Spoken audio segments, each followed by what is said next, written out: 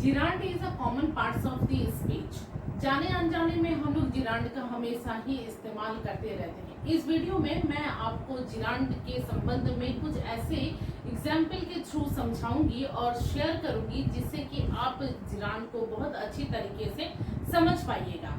जिरांड जो है वो नाउन है या वर्ब है, ये आपको बहुत अच्छी तरीके से इस वीडियो में पता चलेगा। नमस्कार, मैं हूँ रीता, आप सबका मेरे चैनल पे बहुत बहुत स्वागत है। अगर वीडियो अच्छी लगे तो लाइक शेयर एंड सब्सक्राइब जरूर कीजिएगा। जिरांड जो है वो वर्ब के साथ आईएनजी लगने के बाद जिरांड बनती है। याद रखिएगा, जिरांड हमेशा वर्ब के साथ आईएनजी लगने के बाद जिरांड बनती है। जिरांड का इस्तेमाल हम लोग वर्ब के हिसाब से नहीं करते, हम लोग नाउन के हिसाब से करते हैं। किसी भी सेंटेंस में जिरांड जो है वो नाउन के हिसाब से ही इस्तेमाल होती है। आइए यहाँ पर कुछ एग्जाम्पल के थ्रू हम लोग समझेंगे। एक बात और याद रखिएगा कि जिरांड जो है, gerund act as a noun of a sentence. Verb के साथ आईएनजी लगने के बाद ही जिरांड बनता है।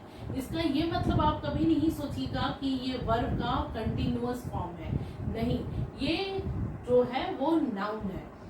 तो हम लोग यहाँ पर कुछ एग्जाम्पल के थ्रू समझेंगे। तो पहला जो हम लोग आते हैं, देखिए, जिरांड जो है हमेशा ही प्रीपोजिशंस के बाद जो लगती है वर्ब के साथ आईएनजी, उसको हम लोग जिरांड बोलते हैं। मतलब प्रीपोजिशंस के बाद भी जिरांड होती है। देखिए यहाँ, आइए हम लोग यहाँ पर कुछ रूल्स के थ्रू समझते हैं। यहाँ पर जिरांड समझने के 6 रूल्स मैं आज आप लोगों को बताऊंगी। तो पहला जो रूल्स है वो हम लोग यहाँ पर देखते हैं। देखिए, he is fond of listening music. He is fond of listening music मतलब उसको उस गाना सुनना पसंद है, ठीक। तो यहाँ पर देखिए, ही जो है वो क्या हो गया, वो यहाँ पर सब्जेक्ट हो गया, ठीक। अब देखिए यहाँ पर ऑफ क्या हो गया, प्रीपोजिशंस। तो यहाँ पर हम लोग जानते हैं कि ऑफ जो है, ये ऑफ जो है वो प्रीपोजिशंस है।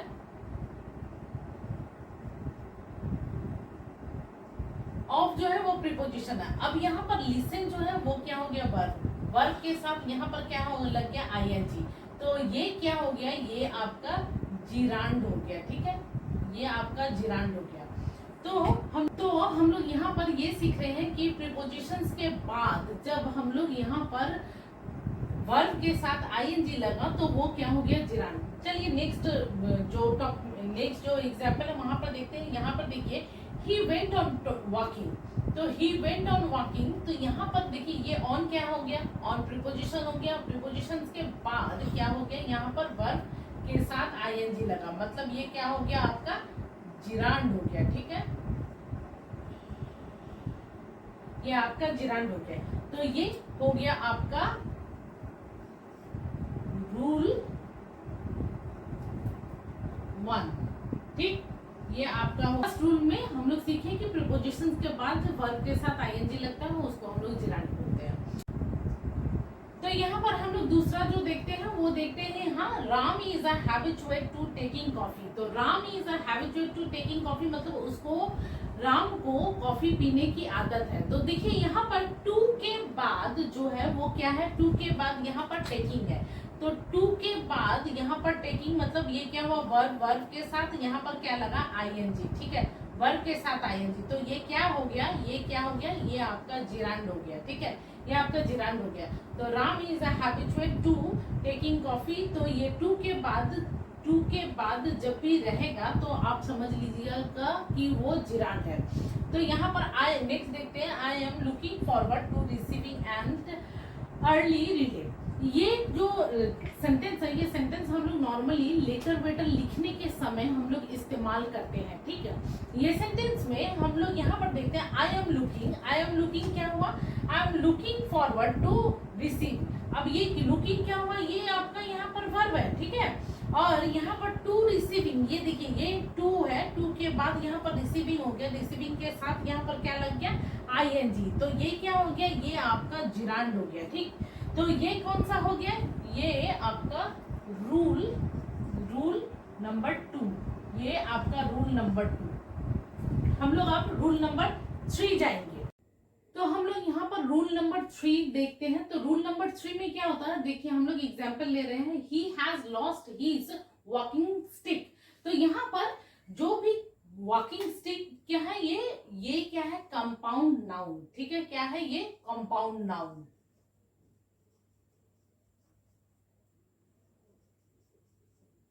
पर वो आदमी का स्टिक क्या हो गया, चलने की जो छड़ी है वो छड़ी गुम गई। तो छड़ी जब यहाँ पर गुम गई तो ये हम लोग वर्ब के साथ आईएनजी लग के, ये जो कंपाउंड नाउन है, कंपाउंड नाउन भी जिरांड के तरह ही यूज होती है। दूसरा हम लोग देखते हैं, did you buy a frying pan. तो did you buy a frying pan, क्या तुमने फ्राइंग पैन खरीदा था, डिड है इसलिए यहाँ पर पास्ट टेंस है। तो did you buy a frying pan, तो ये फ्राइंग पैन भी जो है वो क्या हो गया, आपका कंपाउंड नाउन हो गया। तो ये दोनों ही क्या हो गया, ये दोनों ही जिरांड हो गया। तो यहाँ पर हम लोगों को ये रूल नंबर 3 में हम लोगों को समझ में आता है कि ये जो हम लोग कंपाउंड नाउन जो है वो जिरांड जो है एज अ कंपाउंड नाउन भी इस्तेमाल किया जाता है। तो कंपाउंड नाउन रूल नंबर हम लोग यहाँ पर 3 में देखते हैं। ठीक है, अच्छा अब हम लोग यहाँ पर रूल नंबर 4 में आते हैं। रूल नंबर 4 में देखिए ये यहाँ पर क्या हो गया, running is the best exercise. Running is the best, और या फिर running is a good exercise. तो running is a good exercise, running क्या हो गया, सब्जेक्ट। ठीक, और इज अ गुड एक्सरसाइज क्या हो गया, प्रेडिकेट। ठीक है ना। तो यहाँ पर रनिंग जो है वो क्या हुआ, सब्जेक्ट है ना। सब्जेक्ट हमेशा ही क्या होता है, नाउन। तो नाउन हम लोग तो यहाँ पर कभी ऐसे नहीं देखते हैं ना, कि क्या देखते हैं हम लोग, जैसे कि राम के साथ हम लोग क्या आईएनजी लगाते हैं, रामिंग या रोहितिंग, ऐसा तो नहीं लगाते हैं ना। तो यहाँ पर वर्ब के साथ आईएनजी जो लगा, तो इस सेंटेंस का जो सब्जेक्ट कौन है, इस सेंटेंस का सब्जेक्ट जो है रनिंग। रनिंग क्या है, ये देखिए वर्ब के साथ क्या हुआ, आईएनजी लगा। वर्ब के साथ आईएनजी लगा मतलब ये जो हुआ वो क्या हो गया, आपका जिरांड। ठीक, तो सब्जेक्ट जो है वो जिरांड हो गया। इसका मतलब जिरांड जो है किसी भी सेंटेंस का नाउन कहलाता है। तो हम लोग यहाँ पर देखते हैं कि जो जिरांड है वो नाउन के हिसाब से सेंटेंस में यूज हुआ। दूसरा हम लोग यहाँ पर देखते हैं, देखिए डांसिंग इज हर हॉबी। तो डांसिंग इज हर हॉबी, तो ये भी क्या हो गया, आपका सब्जेक्ट, नाचना।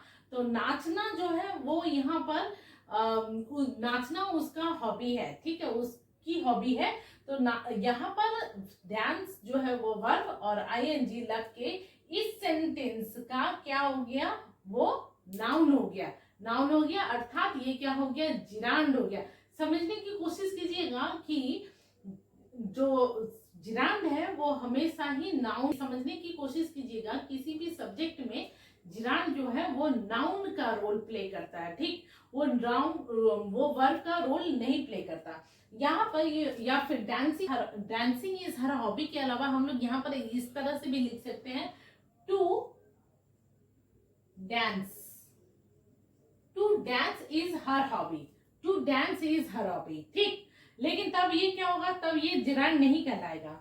अच्छा चलिए, यहाँ पर हम लोग रूल नंबर 5 में आते हैं। रूल नंबर 5 में देखिए, आई हेट, जब किसी सब्जेक्ट का क्या होता है, जिरांड ऑब्जेक्ट हो जाता है। किसी सब्जेक्ट का जिरांड क्या हो जाता है, ऑब्जेक्ट हो जाता है। जैसे कि आई हेट स्मोकिंग, देखिए आई क्या हुआ, आई यहाँ पर सब्जेक्ट हुआ, आई हेट स्मोकिंग, तो ये क्या हो गया, ये आपका ऑब्जेक्ट हो गया है ना।